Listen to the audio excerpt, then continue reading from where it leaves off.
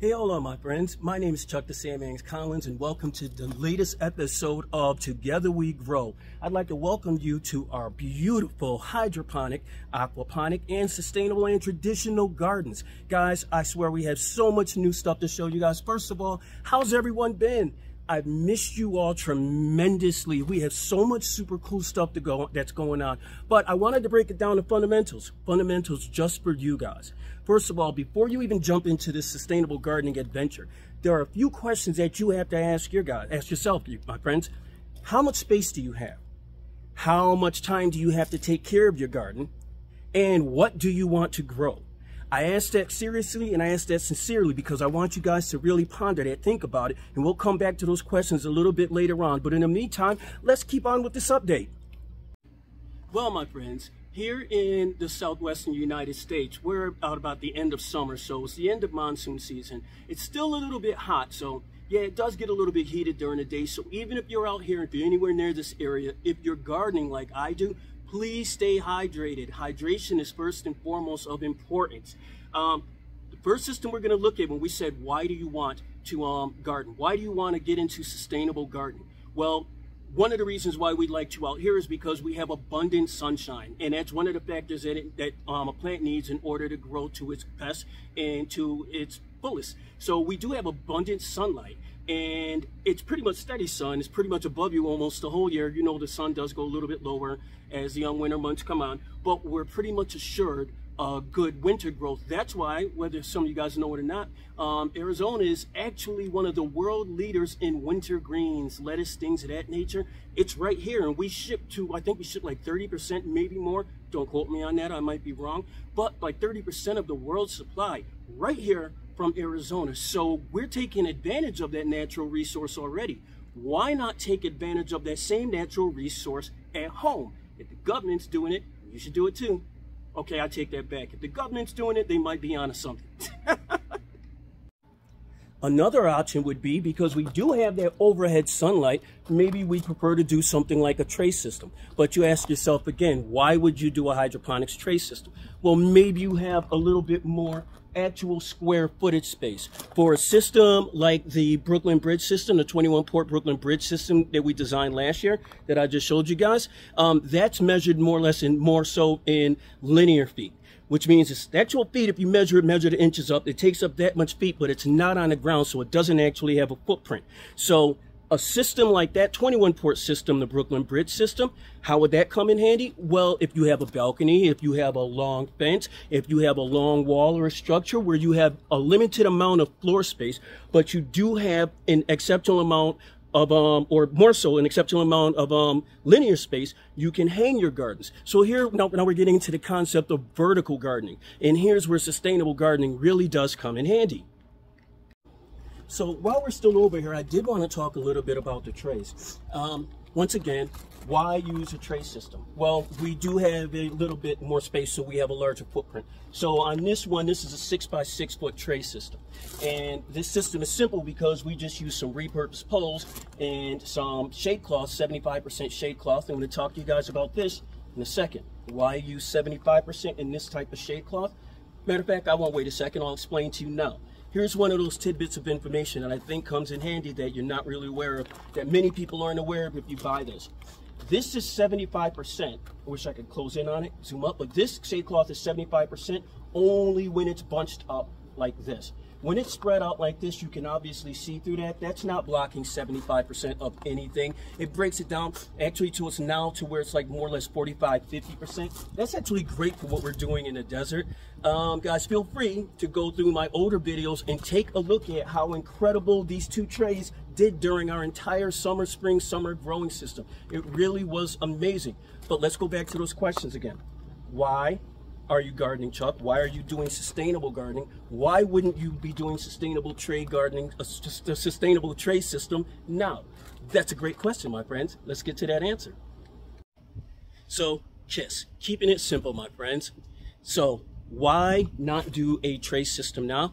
That's simple. We're getting into our colder months, so that's our winter green months. And I realized by using a vertical wall system, a vertical gardening system, like our living wall system that we have inside, which we're going to take a look at in a few, or even using the tunnel system, it's much more efficient in our climate and in our weather during this season.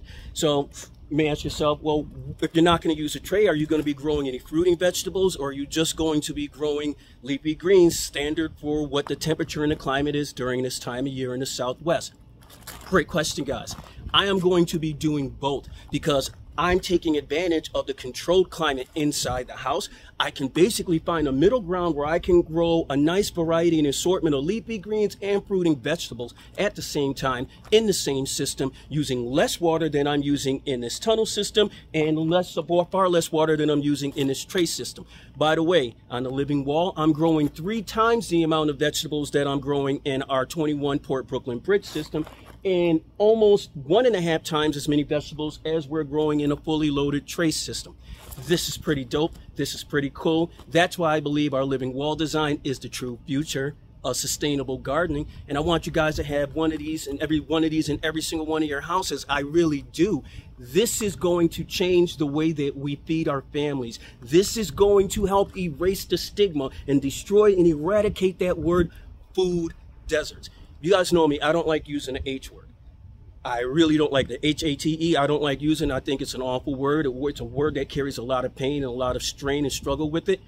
But I H-A-T-E that word. And it's time we eradicate food deserts. Are you guys with me? We can't leave it up to Big Ag. Trust me, Big Ag is really trying to help. But there's so much stuff that we can do ourselves. Let's figure out how to get started. What? Why?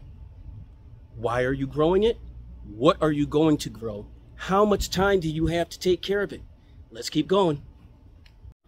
Another major part about sustainable gardening is that there is little to no waste, little to zero waste. If we're ever changing out any remaining solution in one of our hydroponic reservoirs, we can easily break that down 1 part old solution, 4 or 5 parts water, and it makes for a beautiful fertilizer for our traditionally grown plants. Many of our traditionally grown plants are also medicinal, also can be used as teas, are also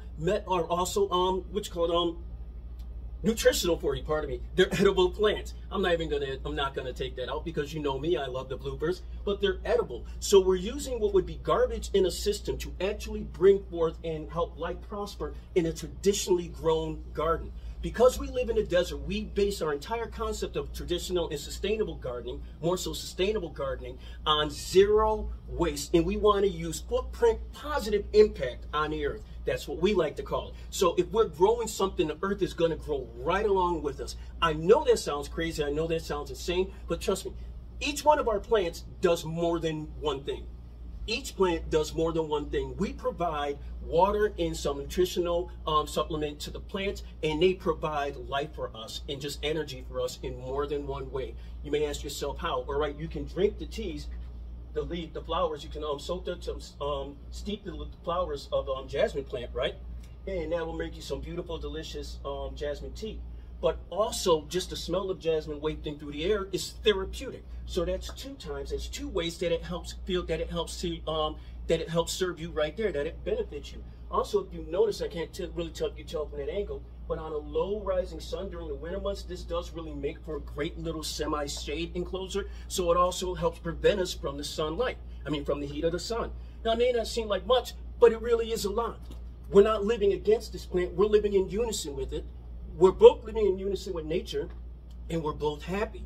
I want you guys to be able to do the same. You don't need a huge yard. A counter, you've heard this from the documentary, a countertop, a little table space, not even that, a place on a wall. We're making it so that there is zero reason why you can't do some faction or some simile of this at home. Okay, my friends, so here is our 3rd system design. And this is the one I told you it's my favorite. This is our living wall design. We're actually in between changing out some of the old plants. You can see the empty pockets over there and replacing them with some of our newer sprouts over there. Now, this isn't time consuming at all. It's actually fun. And I thought it'd be a great opportunity to show you guys how this system works. Now, just in its name alone, the living wall system. let's take a look at its framing right here. Its framing right here, this is about the width of 2/4. So that is the width, the thickness of the frame that these 64 plants are supported by. Now, the easiest way for me to explain it to you is just think of 64 Levi jeans pockets or something like that, just strung up on a wall, and you got plants hanging from them. It's an intricate irrigation system that's running through. You can actually see some of the water running through. This is another one of our near zero waste systems. So zero water waste system. If you guys take a look up here, and this is pretty cool. It's not hooked up right now because I said I'm moving some of the plants out. No need to waste sort of the energy on power. But this is our air intake outtake system. And what I love about our living wall system is this is 64 plants. So with that being 64 plants, this produces about 270 cubic feet of oxygen a day, pure oxygen. So it helps clean out the blood in your system. It helps clean out any dirty stuff that's in the air that you're actually breathing. I'm trying to simplify this as much as possible as I'm explaining it to you folks. But it turns whatever room that this is in, whatever room that these plants are exhausting into, basically into a healing chamber. A healing chamber. So if you ever hear that super energy from me, this is where it's coming from. Even without a pause, as I was explaining to you guys before, you see our new leafy greens, you see our older stuff, our arugula, it's had better days, but this is all going out. But you'll see we have peppers, all right, which are actually popping with peppers now. We have one there, we have another one here, and we have another one, where are you? Right there. We have another tiny one down here. Now, here's what's unique and what's crazy about these peppers. These guys have been here as long as these tomatoes were, but they were so obscured by the overhead canopy from all of the deciduous leafy greens growing up on top that it was basically blocked out. And they just waited their turn until it was time for them to pop, and they're doing it. We got rid of most of our basil. We do have some, like a little sample. We have the lemon lime basil here, broadleaf opal basil there, and I think it's a lemon lime basil. No, this is a holy basil down there. Tulsi, you know we have to keep some Tulsi on us. But the gardens are primed and the gardens are popping. So this is the one that I would say that I want folks to concentrate on. This is the one that we're focusing on. So we ask again, what are those 3 things that the garden does for you? Well, other than just providing beautiful and delicious vegetables, this one has got that down. Other than being visually appealing, it also has that. It also has a beautiful sound feature down there, as you can hear the water. You can't see it, but you can hear the water hit the final tunnel down there, go through the middle chamber, and then return to the reservoir. More so, it's the healing factor. It's the pure oxygen, as well as because I have breathing problems, so I need extra humidity. It provides more than enough humidity for me and the extra oxygen so I can actually be happy and healthy in my home. And I want you guys to have the same. So there we go, my friends. Once again, yeah, we got a board. Check it out. Let's go over a few of the factors. Why? Do you want to try sustainable gardening? Do you have the time? Can you put in the effort? Although we may not like it, there is a learning curve to it. But this learning curve always ends up going in a positive if you stick with it. And I trust that you guys can do this. Ask questions. Ask. If there's one thing us sustainable gardeners love to do, if you haven't noticed it from me, we love to run our jibs. So if you ask a question, we love to take time and answer you. Most of all, love why you're doing it. Love why you're doing it, and it's going to make everything a lot easier. Well, my friends, I hope you enjoyed hanging out today. We're going to have a lot more cooler videos coming in the future. This is me actually testing out the brand new system. I'll send you pictures of it. Notice we actually have lighting. I just noticed everything on the board is backwards, so we'll have to figure out a way to work around that. But in the meantime, I want you guys to have fun. I want you to remember that the world doesn't grow unless we plant that first seed. And once we plant that first seed, together we'll grow. Peace and blessings, my friends. Have a great evening.